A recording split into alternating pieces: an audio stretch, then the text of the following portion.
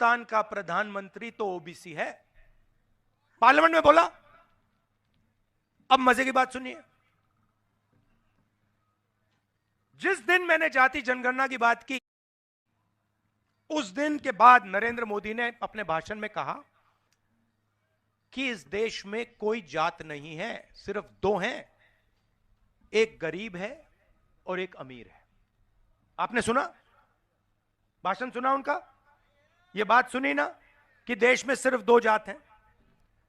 तो सबसे पहला मेरा सवाल नरेंद्र मोदी जी से,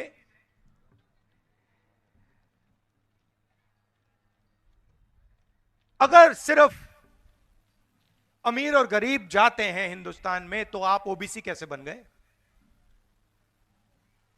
और दूसरा सवाल, और भाइयों और बहनों यह सच है, नरेंद्र मोदी जी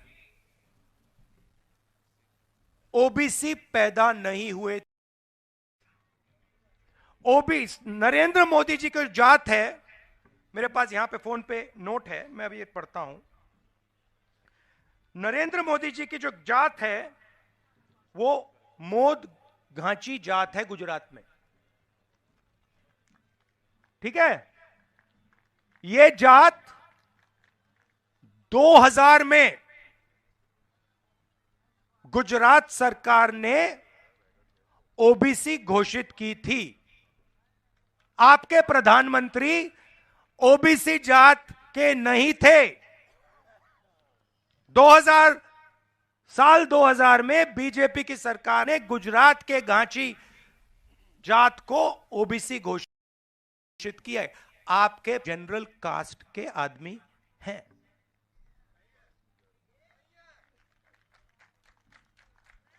ठीक है? तो ये 24 घंटा कहते हैं, सुनिए, ये 24 घंटा कहते हैं मैं ओबीसी हूं। नरेंद्र मोदी जी, आप ओबीसी नहीं हैं, आप जनरल कास्ट के हैं। आपकी जात को ओबीसी 2000 में बनाया गया, पहली बात। दूसरी बात, इस देश में दो जातें नहीं हैं।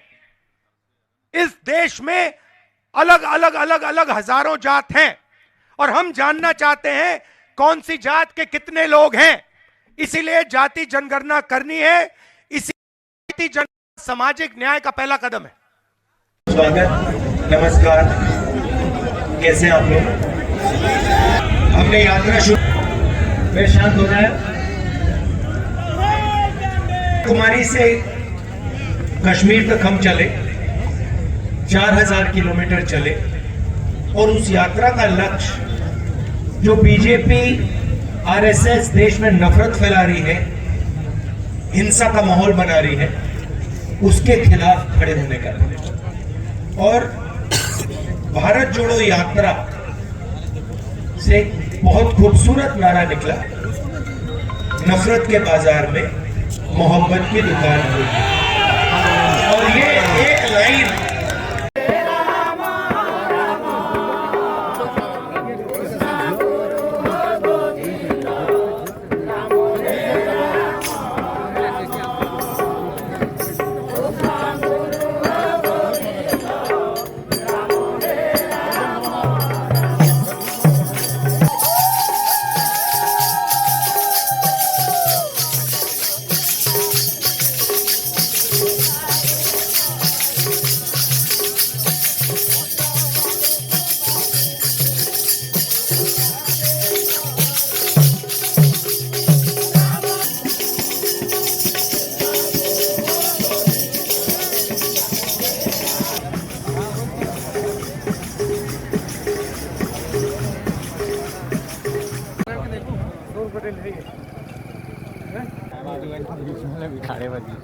के साथ चल रहा है, और एक साथ पत्र बात है कि जिस प्रकार के स्वागत की तैयारी की जा रही है।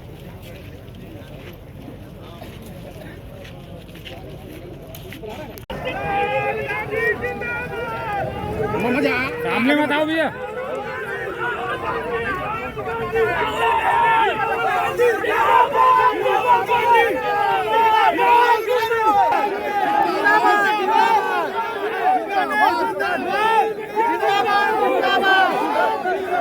राहुल भैया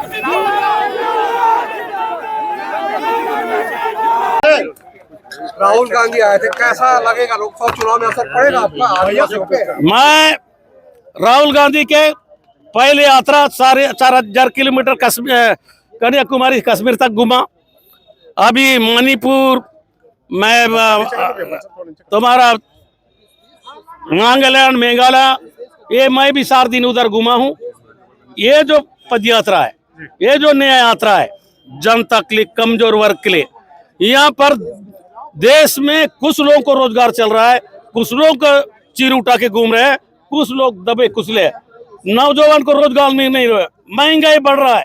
इसलिए हमारा सरकार गुप्पे मतलब राहुल गांधी साहब एक चाहता है, इस देश में स्कूल में सर्वे होता है बच्चे कितना आते हैं, सेना में सर्वे होता है कितना हमारा देश का सेना है, थाना में पुलिस में सर्वे होता है कितना हमारा पुलिस है। देश का हिंदुस्तान को सर्वे होने का जरूरत नहीं है, जानने का अधिकार सबको है।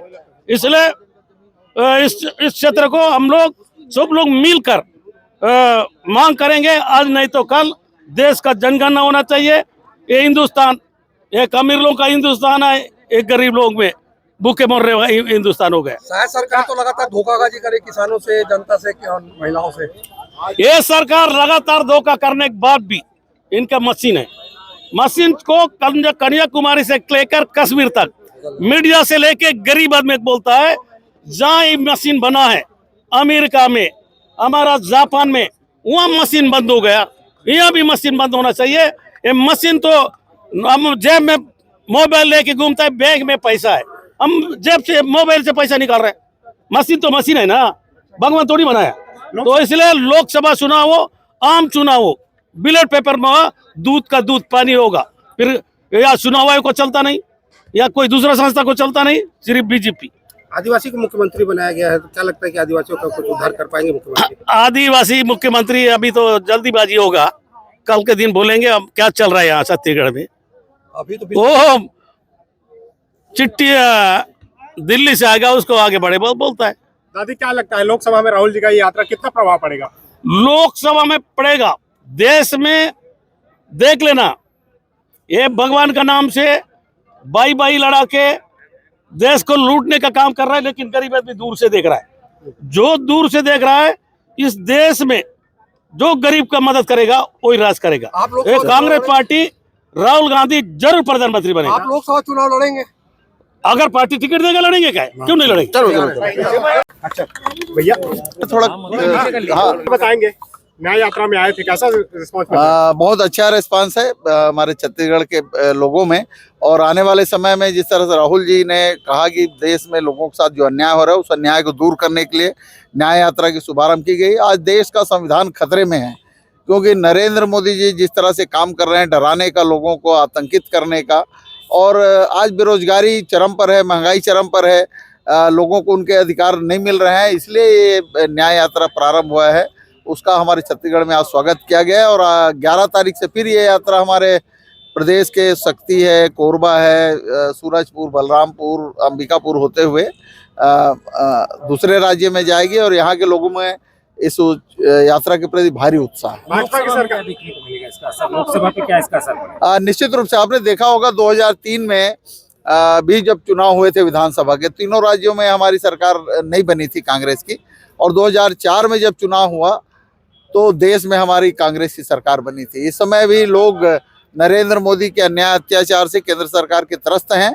और आने वाले लोकसभा चुनाव में छत्तीसगढ़ में बहुत ज्यादा सीट हम लोग जीत के आएंगे। भाजपा का आरोप है कि जिस तरह विधानसभा चुनाव से पहले लेकिन कोई असर नहीं हुआ, लोकसभा में भी ऐसे हो सकता है बोलते। इस न्याय यात्रा का असर लोकसभा में सीधा दिखेगा और लोकसभा में हम अधिकांश सीटें जीत के आएंगे। रिकॉर्ड धान खरीदी की बात कर रही है भाजपा, आपको क्या लगता है? देखिए, रिकॉर्ड धान खरीदी की बात कर रही है और जो रकबा कम हुआ है उसके बारे में चर्चा नहीं कर रही है। धान खरीदी की शुरुआत तो हमारी कांग्रेस की सरकार ने किया था और 5 साल भूपेश बघेल जी के नेतृत्व में धान खरीदी बेहतर हुआ है। वो तो कहते थे हम 3100 रुपया तुरंत धान बेचिए और तुरंत हम आपके जेब में डालेंगे। क्या उन लोगों ने दिया 3100 रुपया? ये जनता के साथ वादा खिलाफी आज भारतीय जनता पार्टी की सरकार कर रही है। जिस तरह महतारी वंदन योजना में क्राइटेरिया लगा दिया गया है कि पहले तो ये कहा गया था सभी विवाहित महिलाओं को दिया जाएगा, अब कह रहे हैं 21 साल के बाद की जो महिलाएं उनको देंगे। उनका 2 साल का पंजीयन होना चाहिए, 2 साल जिनकी शादी हुए हैं उनको देंगे, फिर और बहुत सारे क्राइटेरिया लगा दिए हैं। IT वालों को इनकम टैक्स जो भरते हैं उनको नहीं देंगे, जो सरकारी सेवा में है उनको नहीं देंगे। पहले तो ये सब क्राइटेरिया नहीं थे। इनके नेताओं का भाषण आप लोगों ने देखा होगा। तो भारतीय जनता पार्टी आज छत्तीसगढ़ में जनता के साथ सीधे वादा खिलाफी कर रही है और किसान आज भारतीय जनता पार्टी के जो नीति है उससे नाराज है। Thank you.